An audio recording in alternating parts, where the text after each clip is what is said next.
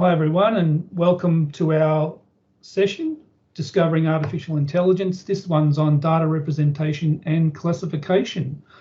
Sounds very interesting, and we'll get into it in a little minute. Now, what we did last week, we coded a little program, a little translate program, and today I want you to draw on your inner Picasso. So that's just a little bit of a teaser about what we're on today. I first want to start with acknowledgement of country. ESA, that's the company that I work for, acknowledges the Eastern Kulin Nation, and they're the traditional custodians of the land on which our head office stands.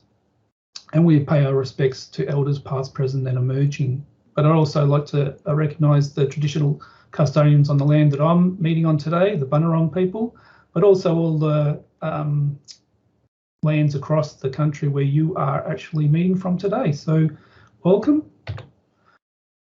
This session, we jam-packed it again like last time, so hopefully, Carsten, we don't run over this time, but we'll do our best to keep it to 1 hour.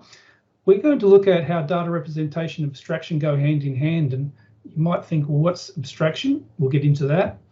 The progression from symbols via whole numbers to binary. So from F to 2, 3, 4 and 5, 6, we're going to show you how that progression across the curriculum. And I think you'll really enjoy that part of the process to see, what happens before and after the class you're sort of teaching.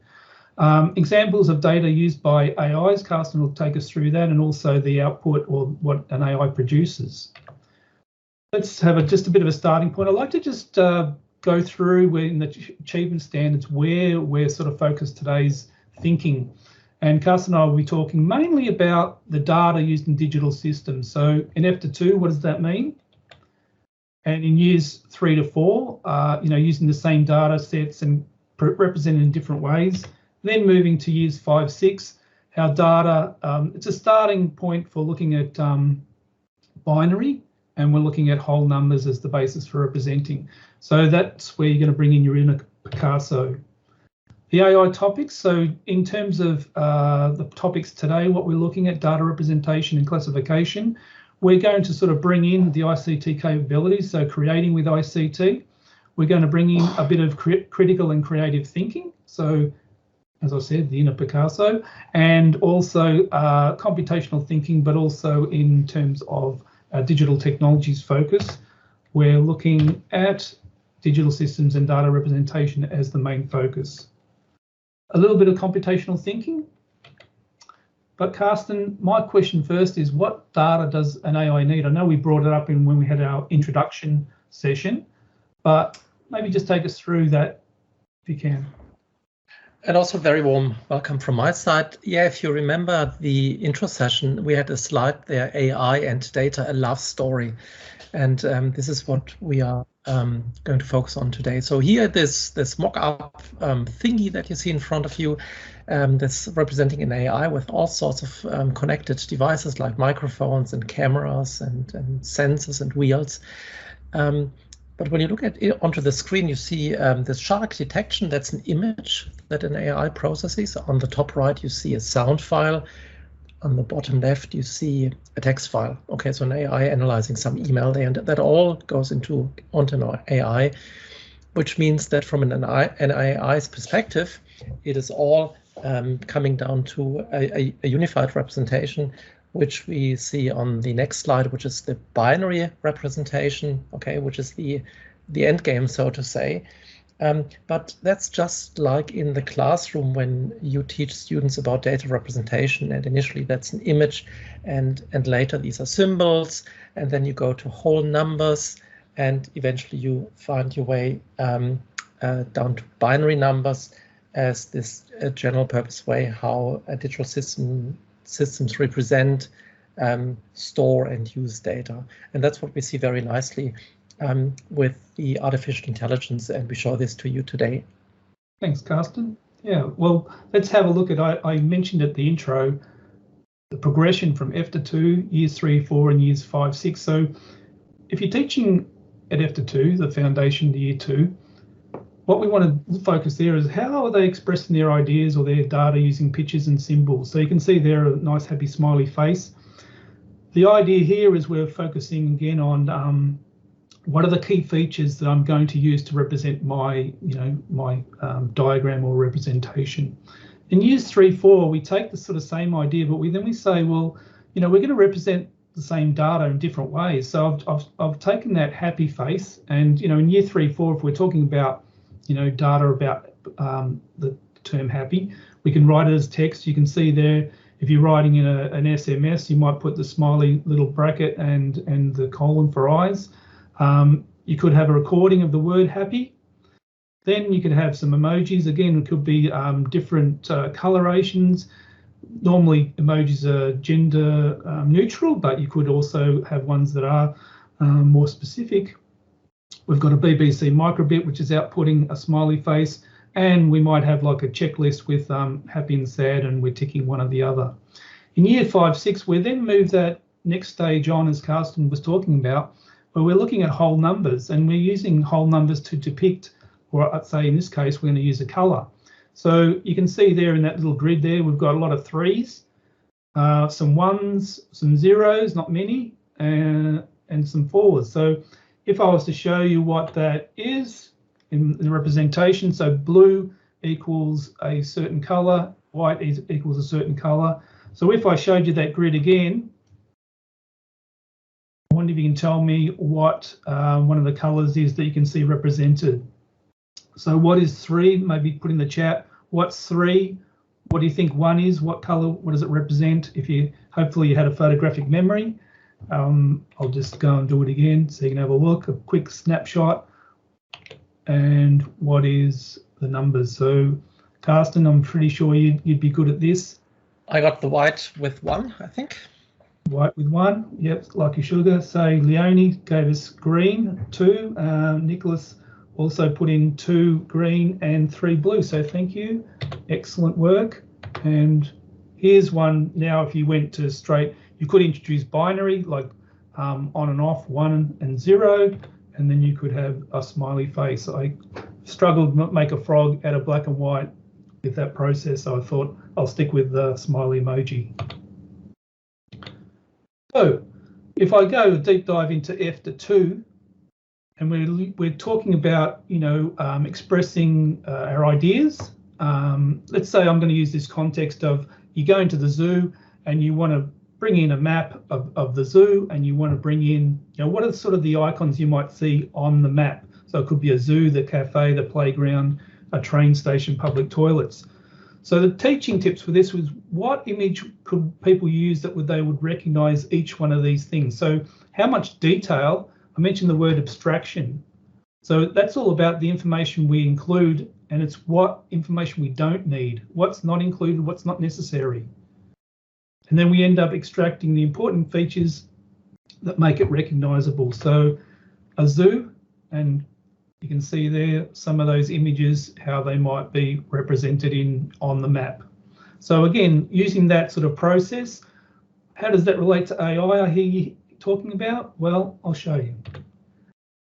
We've got our little, if you watched our introduction, we've got a little app, Auto Draw, and you could test out when students are doing their icons or whatever it might be, whatever drawing, they can test it out on Auto Draw. So Carsten's going to put that in the chat if you haven't seen it before, but I'm pretty sure I can recognize those names, Carsten. So most people have probably seen it, but that's okay. I won't go and open the actual app, but you can see here in my drawing of an apple, at first, if you look across the top section here, it says, do you mean, and it says, okay, it looks like an ear, and then it gets more information, and then it realizes, it's an apple. And it's given me 3 representations of an apple. So again, it's sort of like it's a useful tool. You can talk about how is it that the AI knows what I'm drawing. Obviously, I've done a reasonably good job of picking out the main features of the apple, and I've abstracted the apple is in just a very simple representation. Again, you can sort of think about how you might use this tool with your students. But it's a great little tool, and I think you can use it across years 3, 4, 5, 6 as well. And then I'm just alerting you to the fact is that's where the AI is having a guess. So you can also talk about, why does it say its legs? Then it moves to the ear. They've got another little hearts, then clouds come up after the apples. So it's good to look at what the AI suggests. That's the auto draw. The other one we mentioned in the intro session was quick draw. Again, what I like about quick draw, it sort of gives you about 5 items you have to draw in 20 seconds or something like that. But you can go this on the first page before you go into the Let's Draw. It's got this data set. Now that's what I find really interesting. And I've just picked out a shark, and they're all the representations that the AI is recorded as its data set about the ways that people draw a shark. So again, it's a good conversation to have with the students about data and how people, all the representations, whether you start with the shark on the, the pointy tip is on the left-hand side, or, a left-handed person, do they draw it in the same way as a right-handed person? All interesting things. So years 3, 4 represent the same data in different ways depending on the purpose. So you can see here we've got an image of a kangaroo, and it's got a particular purpose. What I wanted to do is give Carsten a bit of a go and talk us through this great little AI interactive visualization. So Carsten, do you reckon you could take us through an explanation of how this operates? Yes, sure. Can you see my screen? Yes, I can. Okay, so what Martin and I have done is we have actually made a little AI model as a primary activity for students to interact with an AI in order to identify animals. And what you see here is on this blue screen is our little AI. On the left-hand side, you see the various inputs. So here you imagine that students would enter whether an animal has certain features, where, for example, legs, wings, fins, arms, tail, and so on and so forth. And then our little AI has been trained to distinguish between 6 different animals. And I just scroll through the data here. So you see the characteristics of the animals, like the kangaroo, the wombat, the bat, the snake, the frog, and the fish. Now, the way we have made this AI is that the image represents the confidence value. So if the AI is very certain that it has detected an animal, that would be very clearly visible. But if an AI is less certain, then it will kind of fade in the background. So what we can do here is, by clicking on these features, we can now invent an animal or the features of an animal and see if the AI can still recognize what that is. So if we start with a kangaroo and we take the arms away, okay, then the AI, you see that here, is actually less certain that that is now a kangaroo, but it says, well, it could be a little bit of wombat. Okay, so we're somewhere here between kangaroo and wombat territory. But if I take the tail away from that kangaroo, then the AI is actually quite certain that we are now having a wombat in front of us. If I add wings, okay, then the AI would say, oh, this is now obviously a bat. And this way students can experiment and say, okay, how certain is that if we put all these things together, what kind of animal are we actually talking? Actually, I haven't tried that in a long time. So if we put all these things together, then the AI would say, well, actually, I'm very uncertain that any of these represent an animal, and therefore the AI would show us basically no picture. And you see a little bit, if that comes through on your screen, a little bit of shade down here, what it might be. But the AI is pretty uncertain, and that represents the way that we think about things. When we are uncertain, we would say, and that's the same thing here with these confidence values, that the AI says, well, I'm actually not quite certain what kind of animal we've got in front of us. That's a little AI that can be used for students to play with an AI and at the same time think about what are the characteristics of the animals that we see in the bush. Excellent. Thanks, Carsten. And that is you can see the lesson that it goes with. How can an AI recognize what it sees? It's a great little lesson if you haven't used it already. And a lot of the things you'll see today have been drawn out of that particular lesson.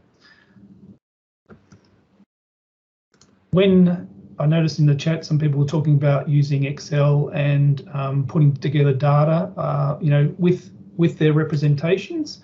You know, we're talking about here's a kangaroo.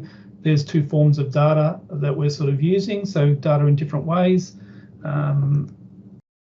One little section in this lesson has got to do with, you know, how an AI might see the particular animal in, or this case an animal, in made up of different shapes. So it's quite a good one in year 3, 4 in maths. We're looking at 2D shapes and combine them together to sort of make a particular shape or object. So we could do that in this, bringing together maths and our digital technologies. Also make like a little interactive, this is just using PowerPoint, so pretty simple. But if the student had cut up their little images, the shapes, they can create it and make a little guessing game for someone else to guess. So again, we're sort of bringing in that aspect of ICT capabilities, so using ICT.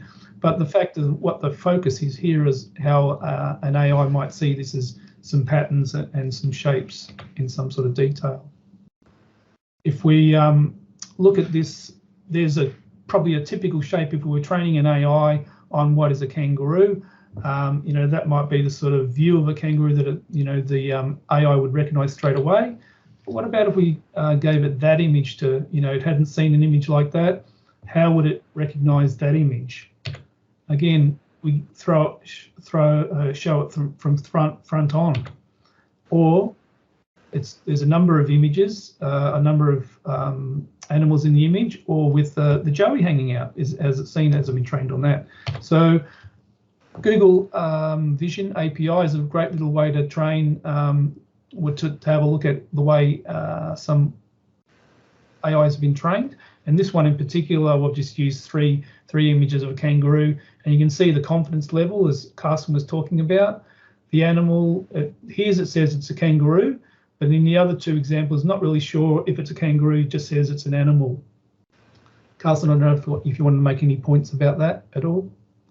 Yeah, that's then usually the case that we haven't had enough training data, not enough training data. So the AI has never seen something brown in front of a green background in that particular pose. So that means that we need to add more training data into our learning process.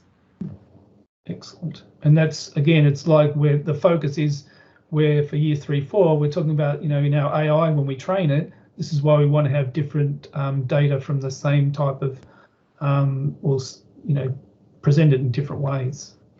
Just on that, if you do use that Google Vision, don't put any photos of students' faces in there. We talked about having that as a library of images that you provide, safe images that they can test out. Just a notice on that one. So we're also, you know, being safe in using that.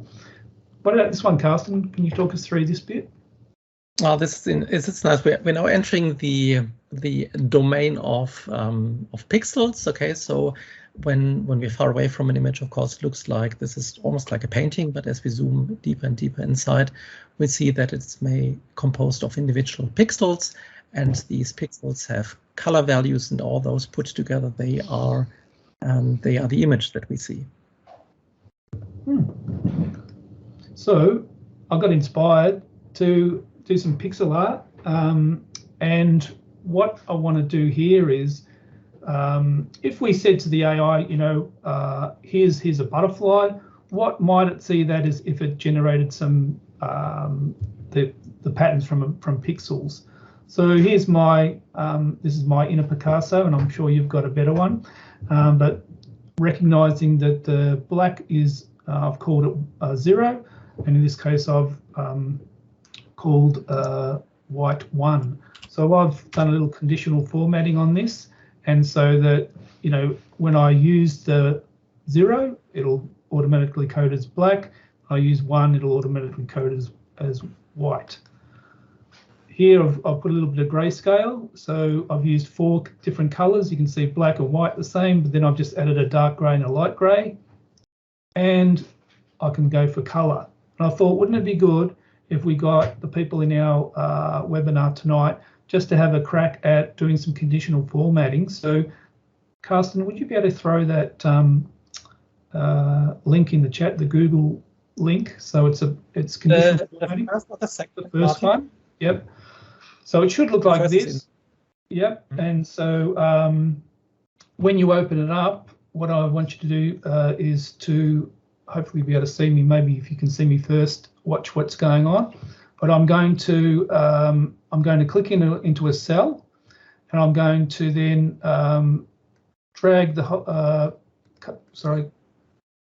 cover the whole cell. Select one whole cell. So what I'd like to do is, if I'm worked in one cell, but I'll show you what to do first. Go into Format, and I'm going into Conditional Formatting, and that brings up a little item on the side here, a little pop-up, and what I'm looking at here is I want to change the rule. So if the cell I'm looking for, if the cell equals a number, so if the cell is equal to, let's say just 0, and I'm going to call that black, then I select the color, fill color as black. So let's see if that happens. So if I fill in 0, I should get a black square. So anywhere in there. If you feel confident you want to have a bit of a crack and play around with it, do so. If you still want to watch, because let's say I could also, for that section, I can highlight it again, and I want to create a rule. So on the same grid, format, conditional formatting is equal to 1, and then I want to change that to a color, so white. Done. So what should happen is now I should have 1, and it should show up as white. But you can see there my text is still going to be black, so I'll go back into that conditional formatting, and I want to change the font as well. I'll click into that. The font is white. Done. And now if I click in there, I should just have 1. See there, the 1 disappears and it goes to white. So if you want to have a play around in that, I can see quite a few people in there. Have a crack at selecting a grid. So I'll do another one. Select a grid. Go to Insert. Go to Format. Format, conditional formatting, and single color. We want to, if it's equal to, let's say 0, I want it to be black, and then done. So it'd be good if I can see some people having a crack on the screen. 0. Anyway, you get the idea. I can see someone in the first square A, and in this square here. So what you should be able to do is, if you could get it going, you can put in a maybe an initial. I might try and see if I can do M for me. So this, you could do this with your students, take them through it, and see. So conditional formatting is quite a good skill to learn, and it'll make, if you're doing the pixel art, it'll make the pixel art a lot easier. So I might just give you a couple more seconds just to see that if we've got the got it happening. I can see quite a few squares. Oh, someone's done it. Yes. Okay. Well done. This person here's got it going. So good job. And they're doing their letter, which I think could be H. Well done. So we've got someone using purple. Thank you. Well done. I wonder if that's Leonie. Someone who starts with L. Getting a few people going. So again, this little tool, if you take it to the next level, you can use it with your students. So all you need to do is to show how to do conditional formatting, and it'll be quite useful. So Thanks, Leonie. Very good. I'll go back to, if you want to just play on that a little bit more, that's fine. I'm just going to keep moving on. No, so otherwise we'll get held up with the time. But it's a good little exercise to do with your students if you wanted to do this pixel art.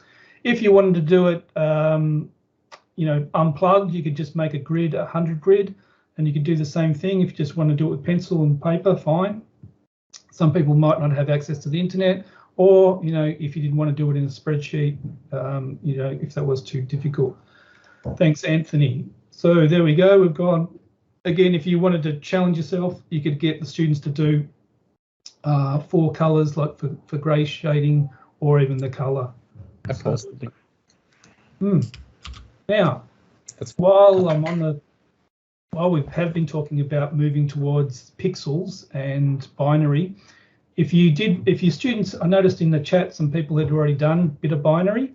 If you had done a bit of binary, I really love this Code Studio little tool. It's a color pixelation tutorial, and you can go through that, and students can first start at 0 and 1, but then they can progress. If you change this 2 bits per, it was 1 bit per pixel, but you can change it to 2, and that allows you to put in 2 digits. So 0, 1, you can see in the corner, that's dark gray. Then if you move across, 1, 1 is white, the black is 0, 0, and then the light gray is 0, 1. So that's how to code it. And this is just a 10 by 10 grid.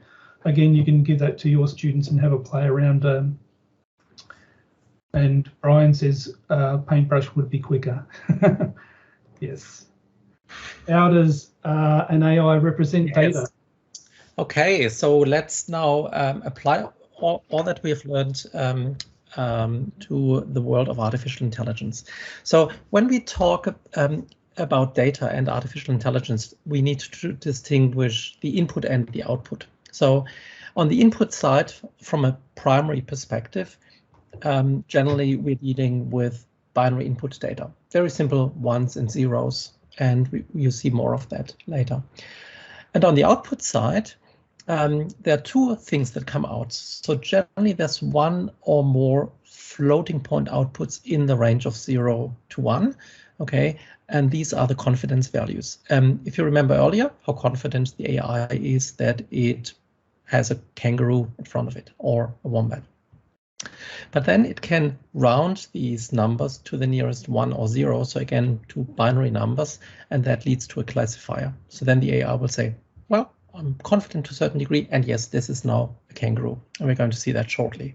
So input and output, basically from your perspective, primary binary numbers by and large. So let's look at that. Let's look at a black and white matrix, and this one is a very simple 7 by 5 matrix of black and white pixels, and you see a smiley face there. Okay, very simple, mostly white, and then we have 1, 2, 3, 4, 5, 6, 7 black pixels here, and each pixel represents a bit, a 0 or a 1. So let's look at this one in particular.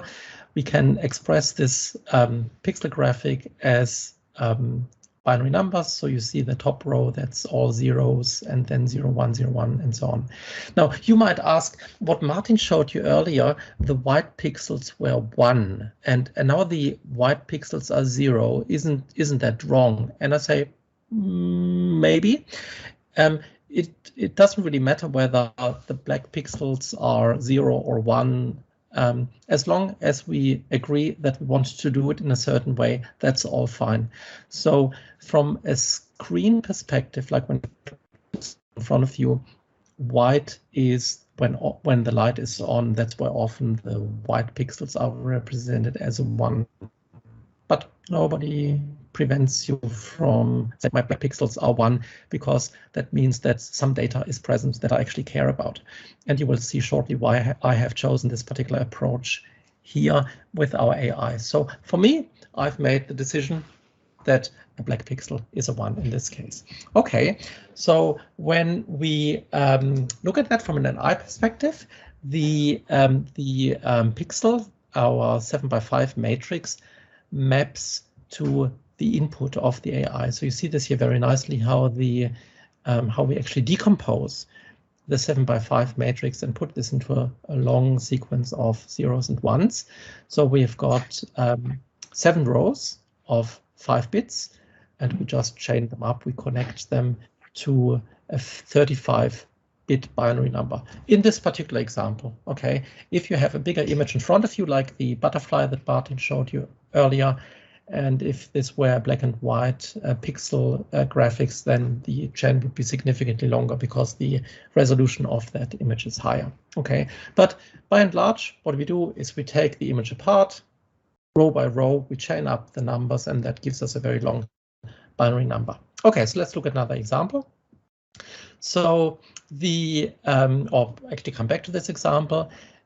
You see here why the binary representation is actually so nice, because it closely resembles the image. Okay, so when we look at the binary numbers, we can actually see the image to a certain extent. So it doesn't require too much translation in our mind to go from the binary representation from the pixel. Okay, so it's actually a very good representation, a very suitable representation when we deal with pixel graphics.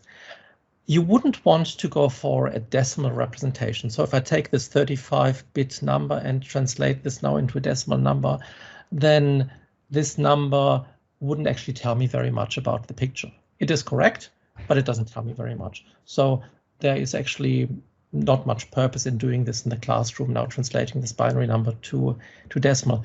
Stick with the binary number, that's just fine. Okay, so by following this approach, we can represent any black and white picture as binary number, and whether this is a happy, a sad, a surprised, or an angry smiley or emoji, doesn't matter. It's all the same approach. We just express that with ones and zeros and feed them to our AI. Okay, let's look at this example. So let's have a little activity. So we're looking at our surprised emoji, and I would like you to help me to translate this pixel graphics into binary numbers. So I've already given you the first row, which is 5 zeros. Would you mind typing into chat what the next row could be with the eyes? I'll tell you when there's someone has given you the first answer. So yep, we've got 0, 1, 0, 1, 0 from 4 people. Thank you very much. Great input. So much. Yes, Martin can now disclose that. Is it all comes out at once, or? No, row by row. Yep. Very good. So the next row is pretty easy. Yeah. Type in the next one. Yep. So, yep. Thanks, Amy. So it's all zeros. Then the next one is. Michelle has already jumped ahead. Well done. Jumped ahead. 0, 1, Leonie looks like she's done it. Okay. Then the next one, which is the middle of the mouth. Yep. Middle of the mouth. So Leonie's got that one. 1, 0, 0, 0, 1. Very good. The mouth itself. Next one is straightforward again. We all have that already. The next row. Yep. Thanks, Michelle. 0, 1, 1, 1, 0. And the last one is all zeros. So very excellent. Good. You can see how you could do that in the class pretty easily. Be quite fun. Well done, well translated. Okay, let's go to the next slide then.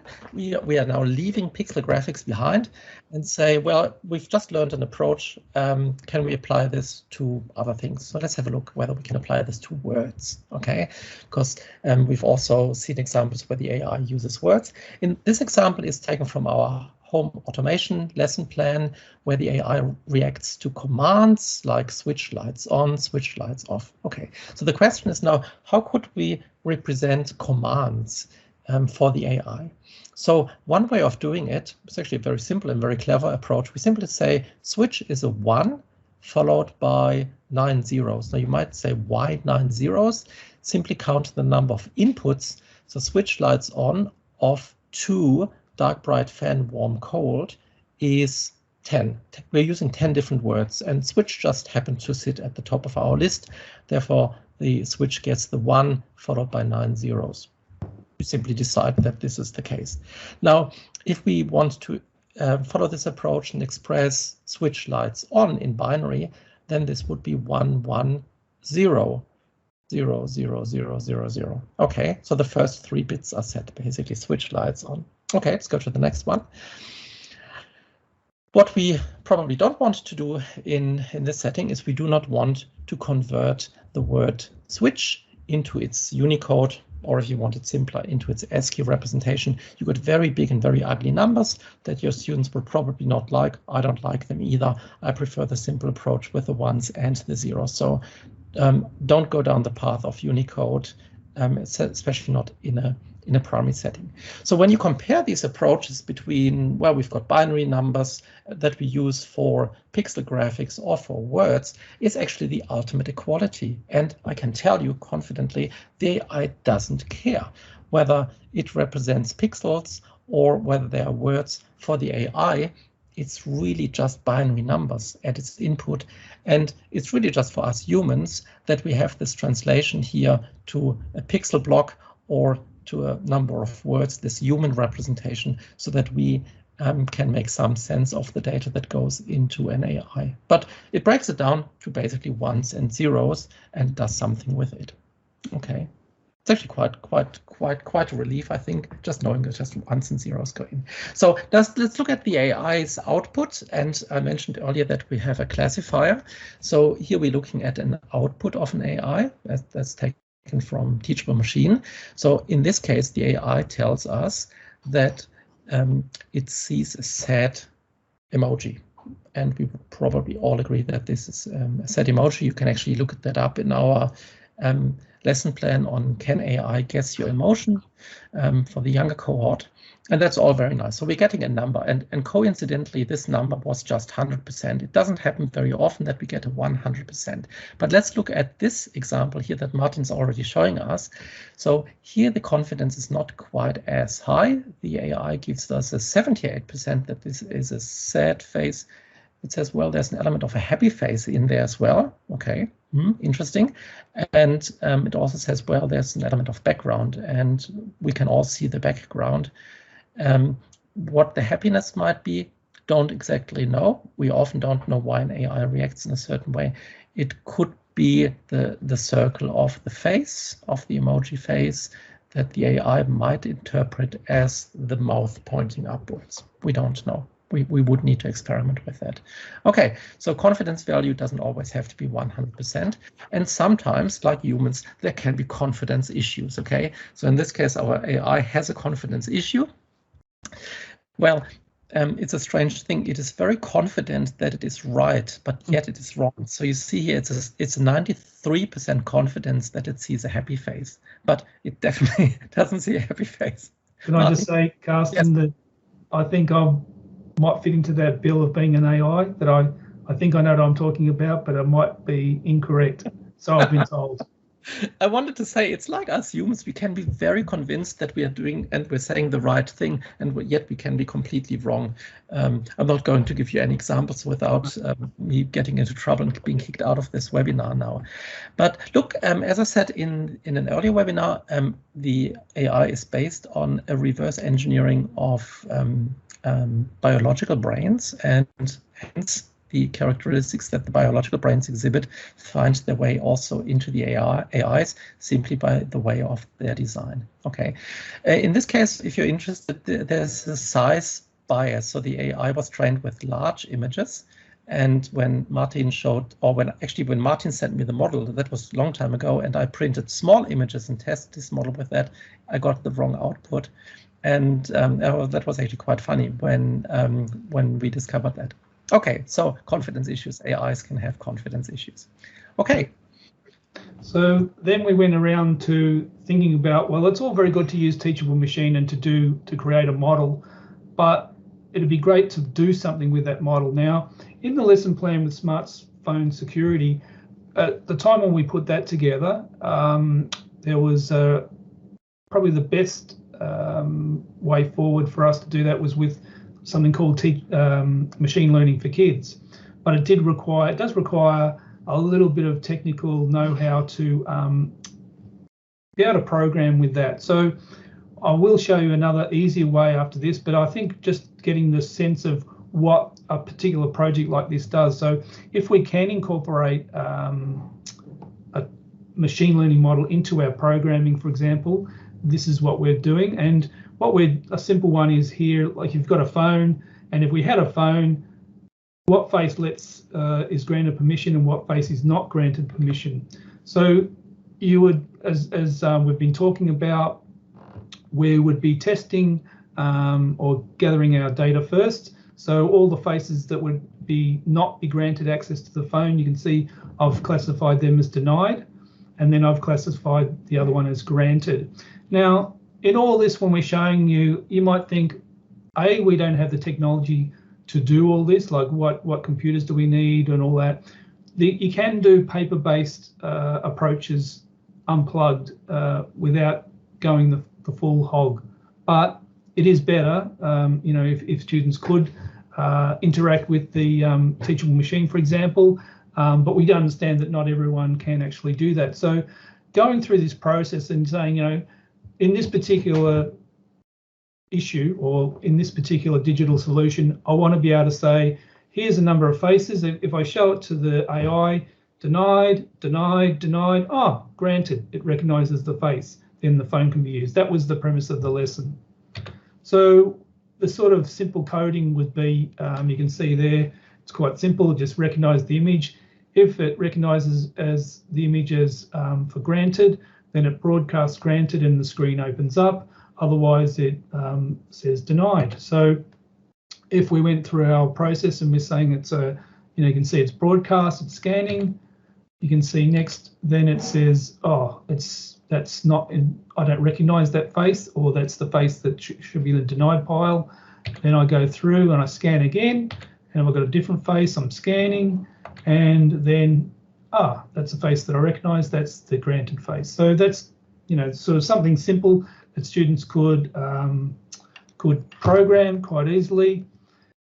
But since that lesson's been done, we've found out that we've got Scratch, or a version of Scratch created by the same people who created Scratch 3, is to do incorporate your classifier into a simple Scratch environment. So it's not exactly the same as your Scratch environment. You know, you can't open Scratch 3 and just say, I want to do Teachable Machine.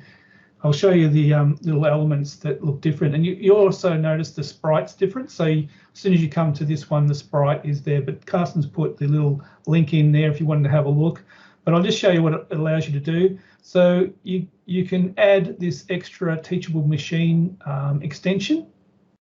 When you do that, if you remember from last session, we used text-to-speech and translate. So they're in there as well. So those of you who created your translator, that reminds you of what we did. But here we've got these new Teachable Machine blocks, which then allow us to put in our model. So when you do Teachable Machine, you'll remember you come up with a URL, a unique URL for your Teachable Machine model. You can paste it into here. So here's one that I just prepared earlier. That's recognizing some images that I've trained on a cucumber, a tomato, and so on. See if it recognizes it. And then you can see there I've just done a very simple program. When it detects tomato, I predict it's a tomato. But what I could do, we could use that for, let's say, the basis for it at the checkout. So I've got a, you know, if I show it a range of images, let's say if I show it the tomato, it might give me the price of the tomato. If I said it's 1 kilo, I could do a little calculation if I've purchased that tomato, for example. That's just one example. But there's a lot of fun stuff you can do. Again, it's probably look at, you know, what sort of solutions you want to sort of achieve or to talk about as an issue and how you might incorporate an AI model. I'm going to quickly just talk about now some assessment. I did want to spend some time, the supermarket checkout. I did want to spend some time on assessment so we could talk through that. When we did our, in the first instance, we did our discussion about auto draw. One of the things, and I mentioned this in the introduction to AI, was that if your students have their drawing and if they have a comparison to the auto draw, you can use this as a great way to sort of either do some formative assessment or some summative assessment. But what we're looking at here is digital systems that represent simple patterns in data, and that's not in different ways. So that's actually incorrect. So they should be just digital systems presenting data, sorry. and it draws symbols to represent the weather, compares to the AI drawing, describes main features of their representation. So you could ask the students, you know, which one did, say, in the cloud one, how would you describe, you know, your cloud to the AI's drawing? What did it recognize? What features did you use to create your cloud, and so on? In years 3, 4, this is the one with the represent the same data in different ways. So the task could be create a model that can be used to solve a problem, and you're incorporating an AI model. So, you know, one of the models could be, for example, recognizing someone's face as an emoji as being happy or sad, and then there might be some sort of response, you know, how do we make that person feel better, or, you know, what might there be a response for that? But if I'm going to go through that process, what data has the student collected? You know, is there data that is presented in different ways? So if we've got those emojis, have we got different size emojis? Are they different color emojis, faces, and so on? And then how have they classified the data? You know, that's important as well. They explain their selection of data. So why do they choose these particular images? It might be that the teachers, you know, you've provided a selection and they've accessed the folder where they're sitting. Again, they could create their own images as well with taking photographs with a camera, for example, and then they describe how well the model works. So that's quite a nice little assessment approach there. If you did something similar like the representing data using whole numbers, the task here is, you know, demonstrate how an AI might see a particular object, and then they can represent it either as, you know, it's their decision if they say black and white, or they can do the shading, or just as in colors. So again, do they use ones and zeros, or do they use something else? Can they automate the process like we went through today and using conditional formatting, or another way? I know Brian said it'd be a lot easier just to do a copy of numbers, you know, that's fine. Or are they creating, you know, in their process, do they create a recognizable representation of the object? And yes. Right. So we hope that you, we're almost at the end, a few more things to say, but we hope that what you have seen so far is this wonderful link between the data that goes into an AI and data representation and binary representation from the curriculum. And there's a very, very strong link and a good purpose for you to bring these things up in the classroom, because that's probably one of the few times where your students can see this clear link of data going into a process, and then something comes out of it. Now, the question is, of course, where does the data come from? And that is a wonderful opportunity for you to bring up digital systems. Now, in the examples that we have shown you, those that came from the teachable machine, there was, of course, a camera attached to it. Okay, and the camera, they delivers all the pictures. So that is a nice starting point for a discussion. When you remember this whole sequence from input process to output, which the AI demonstrates so very nicely, is the input, in this case, of course, the webcam, the peripheral, or the inbuilt camera that makes produces these pictures. And these pictures, they go into a process. This is, in this case, the teachable machine or any other AI for that purpose that does the processing, and then it generates an output, which can then be shown on the screen as a display, what you see here on the right-hand side. As I mentioned earlier, that can be a confidence value or a simple number between 1 and 0 that shows to which decision the AI has come. So this whole data thing that we saw earlier, which is wonderful, can be very much supported by a little discussion on digital systems. But of course, it's not limited to the camera. It can be any other digital system that produces the data. It can be a little sensor that produces light values or moisture values or anything else that goes into the AI, or it can be sound for when the students say something. So there's a good connection when you do the data representation to also branch out into the digital systems. And I see Martin has just posted the survey.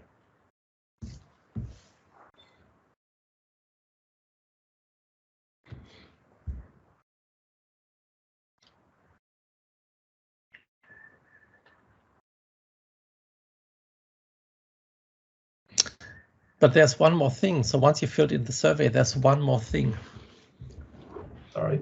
Yep. Okay, So one more thing. I was on mute then, so sorry about that. Yeah, so you can basically fill in that for us, and hopefully we've provided you with some good ideas in terms of data representation. But you also might have some questions now about, what you might want to do in terms of data representation in terms of your class. So you might have some ideas you want to share with the rest of the group. What sparked your ideas? What your imagination? What have we shown you that you like? So is there anything that we showed you that you would like to focus on with your class, and maybe have a think about that? While you'll have a think about those sort of questions, we are going to do a deep dive into the Teachable Machine next week, next session. So, if you liked what you saw and you wanted to go in a bit more detail, we'll show you how to, go through different sort of data selection for the Teachable Machine, and then obviously showing you how to use that with that Scratch program. So I think that would be really interesting if you're interested in doing that with your class. It's sort of probably more year 5, 6, but for doing the Scratch element to it, but certainly for after 2. Yes, thanks, Leonie. Teachable Machine and Scratch, I guarantee you'll be amazed with how well it works.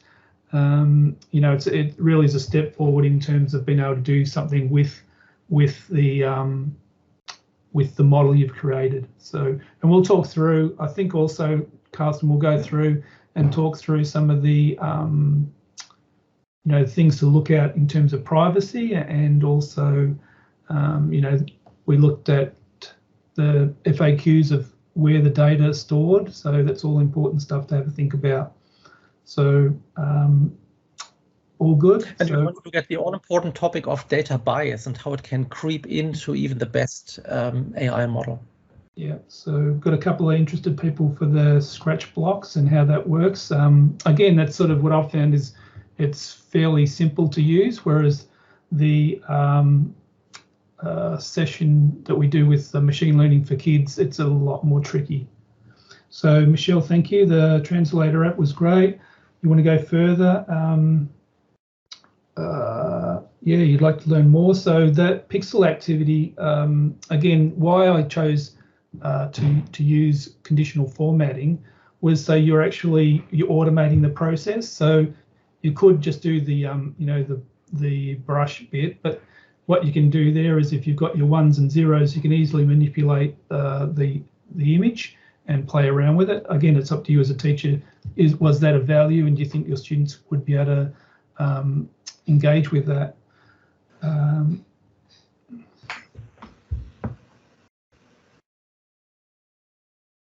Okay, so it's all right. Alison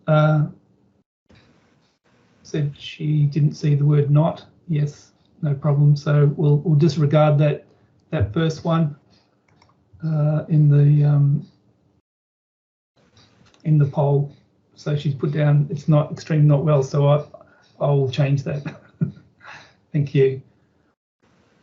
Yeah, you can program many colors. So well done, Anthony.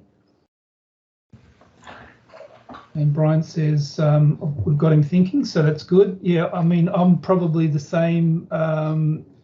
When we're looking at how data is connected in the curriculum, in year 5, 6, that idea, most people sort of jump straight into binary. But if you don't think about what students have done beforehand, and you don't really think about, why am I looking at binary?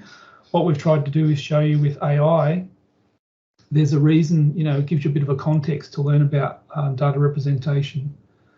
And thanks, Samantha, about that for representation in the early years. I'm definitely think about if you're in the early years, the focus is there on you're really looking at, you've got an idea in your head. How do you represent that? How do you abstract that idea so you've just got the important information? And then what are those key elements you've got as part of your drawing? So, if it is the playground you're drawing, you're not going to draw every bit of playground. What image is going to be recognizable to everyone? So that's good points. Anything else, Carsten, you wanted to mention? We haven't overdrawn today. We haven't what? we haven't overdrawn our time today. That's right, done well. So again, I'm really interested in the people's thoughts in terms of what's coming up and what they like. So that's really good. Yeah, I mean, we've got two more deep dives coming. So if there are any particular topics of interest, we can adjust and add. And just a bit of a shout out to the ethics one. If you are interested in that one, what we'll be doing there is really talking through some ethical dilemmas. And if you have tried to teach ethics with your class, and sometimes it might be a bit uncomfortable because it's maybe it's not everyone's forte, but AI, it allows you to really pull apart some really ethical dilemmas, and we'll provide like a bit of a scaffold of how to do that. So if you were thinking about doing that one as well, I'd recommend it because there's no real technology involved. A lot of the other ones we've got are quite technical in terms of, teachable machine, or you might have Scratch, or there's, an element to sort of using technology. But that one is definitely pretty technical free. So all good. Well, unless we've got any more ideas, Carsten? No, I think and we did it intentionally. We're closing the deep dives with the AI and ethics, so non-technical, branching out into so many relevant topics of society. So even if you've got absolutely no technical background but want to explore this, getting a few good pointers to ethical dilemmas that you can discuss with your students, highly recommend that deep dive. All right, well, I think class gets out early today. So thank you, everyone. It was really good to get your involvement in the chat, and we really look forward to our next lesson or next session. Until then, good luck, and we'll see you next time. Thanks a lot. Bye-bye. Bye-bye.